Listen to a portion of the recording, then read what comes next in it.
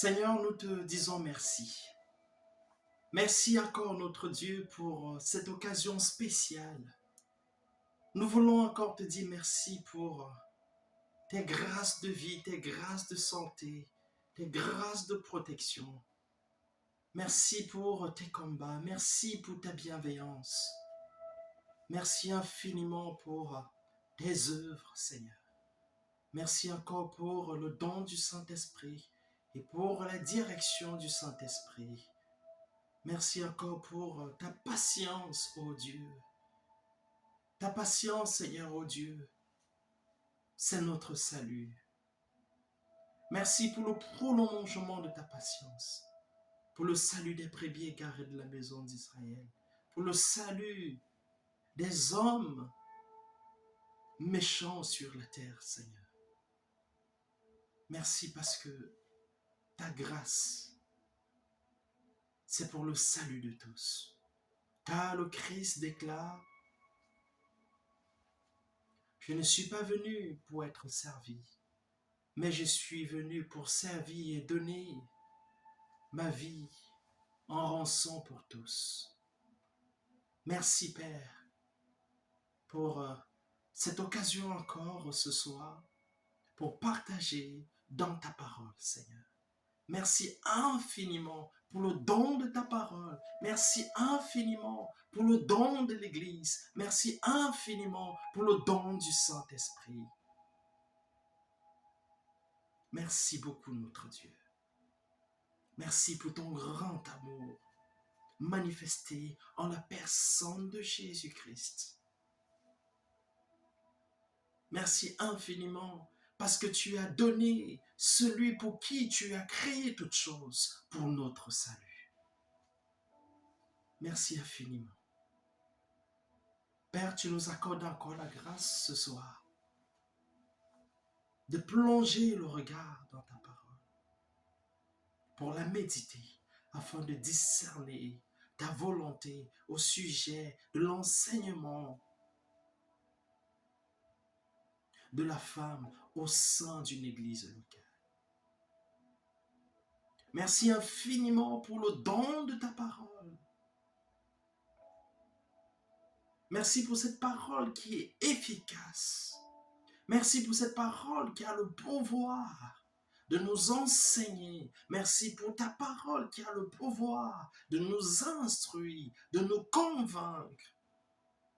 Merci pour ta parole qui a le pouvoir de nous rendre sages à salut.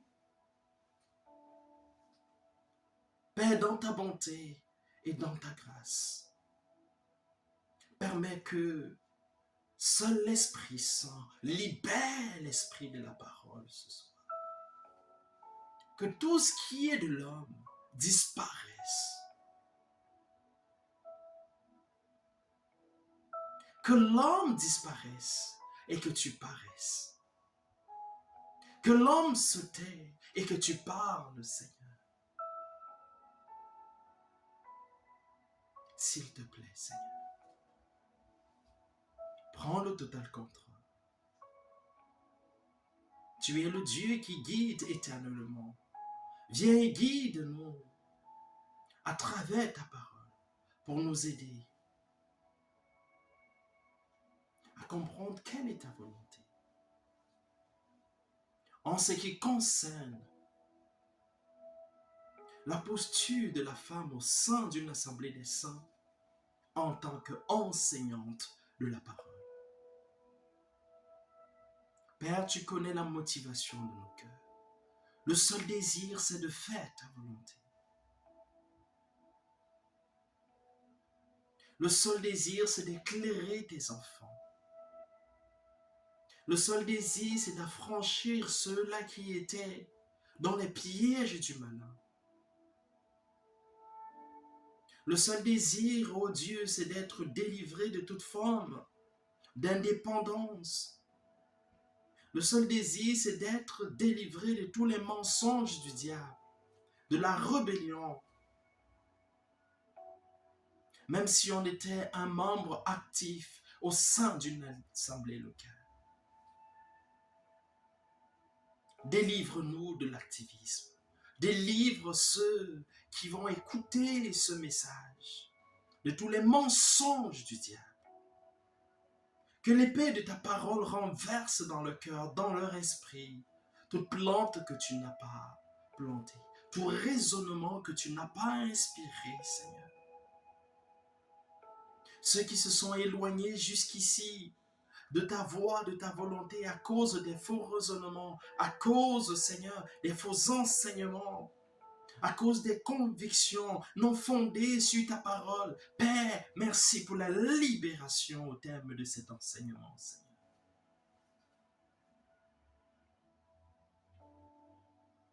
Bienvenue, bien-aimé.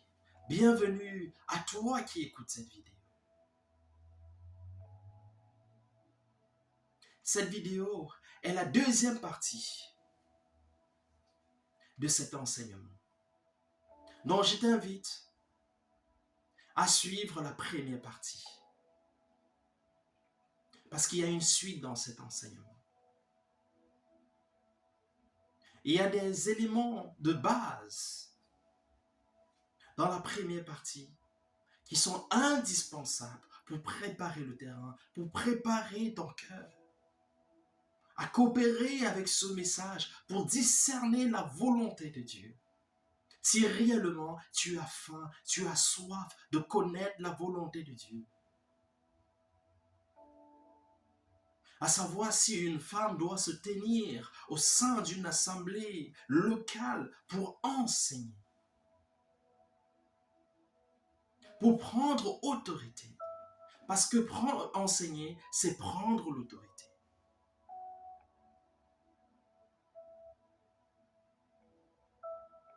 Avant d'aborder cette deuxième partie, nous allons rappeler quelque chose de très important, à savoir les enjeux spirituels.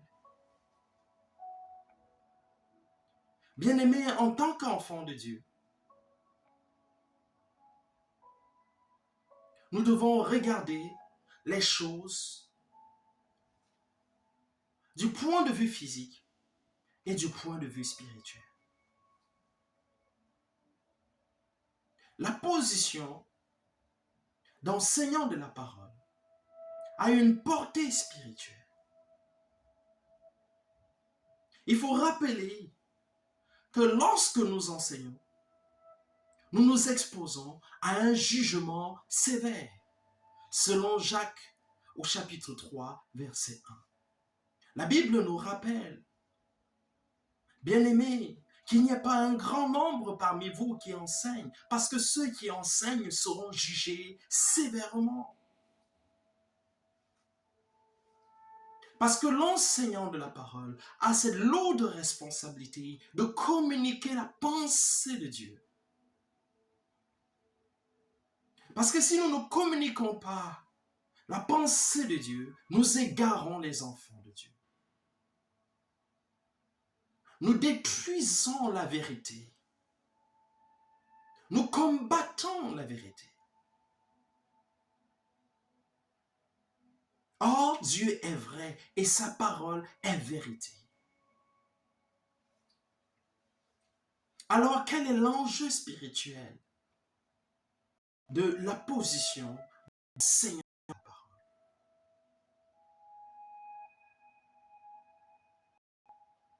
Il faut savoir que Dieu a instauré une hiérarchie au sein de l'Église, tout comme au sein d'une famille. Il y a une hiérarchie. Il y a le père, ensuite la mère, ensuite viennent les enfants.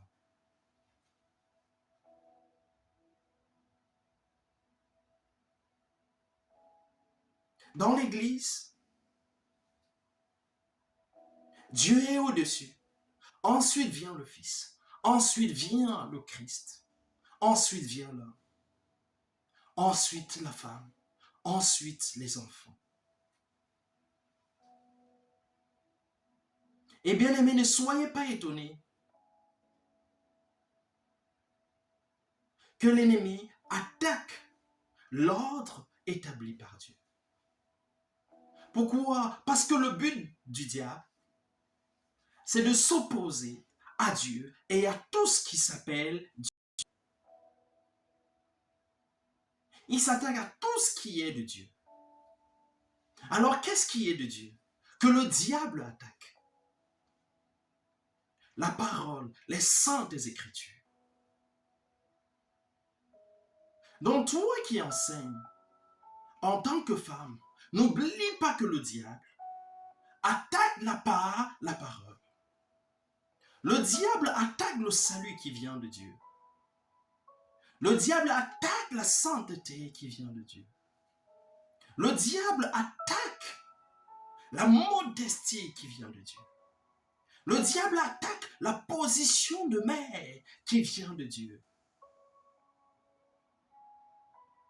Le diable attaque le respect de l'autorité qui vient de Dieu. Le diable attaque tout ce qui s'appelle soumission à Dieu. Le diable attaque tout ce qui s'appelle soumission à l'autorité établie par Dieu. Le diable attaque la soumission à la parole de Dieu. Donc ne soyons pas étonnés que l'ordre inspiré par Dieu à l'apôtre Paul soit attaqué. À travers Paul, Dieu demande à toute femme dans l'Église d'écouter l'instruction en silence. Et il interdit toute femme de prendre autorité sur l'homme. Il interdit à la femme d'enseigner.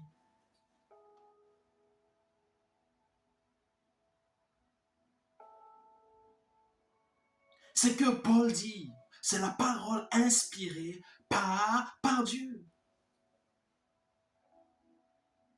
Donc si le diable pousse la femme à enseigner, il se trouve qu'il s'attaque à la soumission à la parole. 2 Thessaloniciens 2, les versets 3 au verset 4,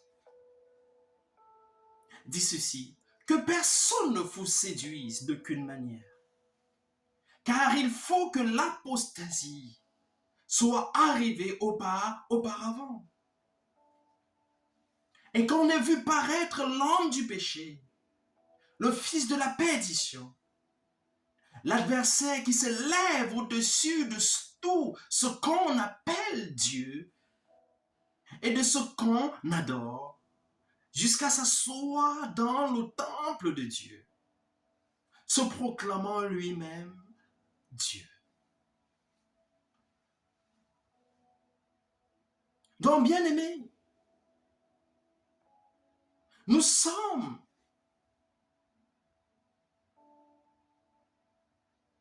réellement dans l'apostasie. Et si nous observons l'actualité, si nous regardons les tendances dans le monde,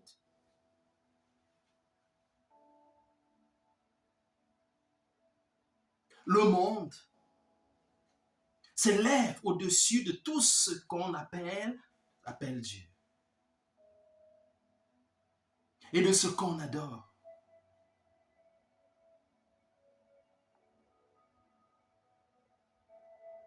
Les valeurs instruites par Dieu sont écrasées.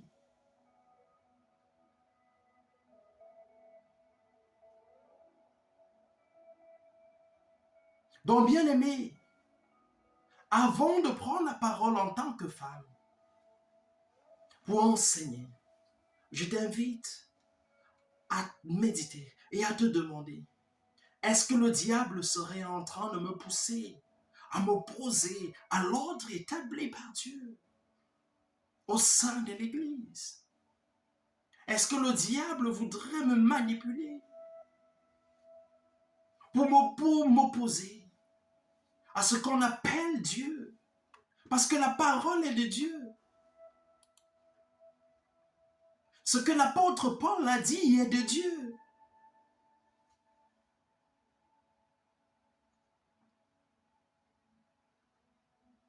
Donc c'est ça l'enjeu spirituel. D'un côté, le diable veut qu'on s'oppose à tout ce qu'on appelle Dieu. Et d'un autre côté, Jésus veut nous montrer la voie de la soumission à Dieu, donc à la parole. N'oublions pas que l'ennemi a été chassé du ciel à cause de son indépendance. Donc nous devons craindre toute position d'indépendance.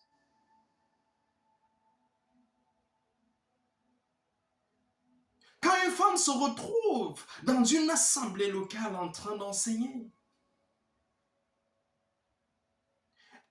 elle est dans une position d'indépendance.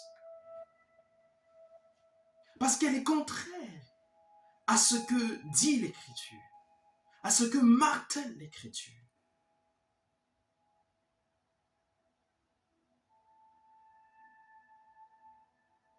Bien aimé, il faut aussi rappeler que l'Écriture nous dit que la parole, le Saint-Esprit et Dieu ne forment qu'une seule paire, une seule personne. Les trois sont d'accord. Donc si tu avais reçu une doctrine, si tu avais reçu une révélation, un rêve qui t'encourageait à aller enseigner, tu dois valider cela dans les Écritures. Si un seul verset de la parole contredisait ce que tu avais reçu, alors renonce à enseigner devant une assemblée locale. Jésus veut nous conduire à la soumission à Dieu. Il est écrit dans 1 Corinthiens 15, du verset 27 au verset 28. Dieu, en effet,